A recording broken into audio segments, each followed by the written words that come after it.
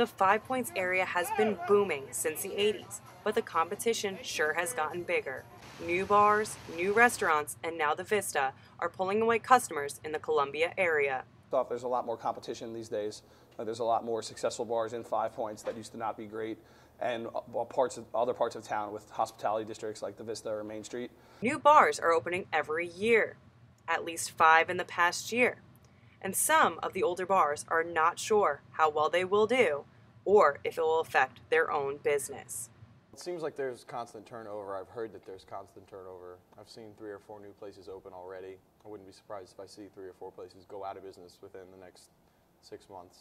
Young people who may have worked in a bar for a year or so and all of a sudden have all this business acumen, and they come into money, they buy bars, and they think the best thing to do is to sell cheap alcohol to get people in their bars.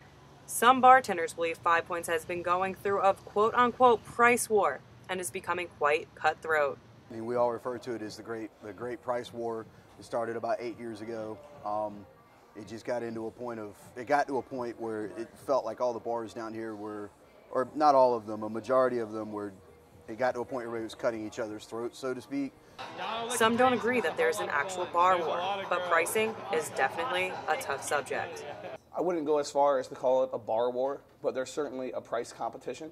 There are about 30 different bars in the Five Points area, but they all have one thing in common. They want money. But most of their customers are college students. And what do college students want? Cheap drinks.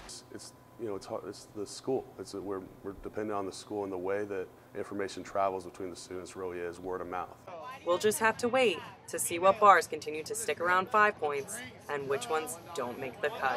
Samantha Johannesson, and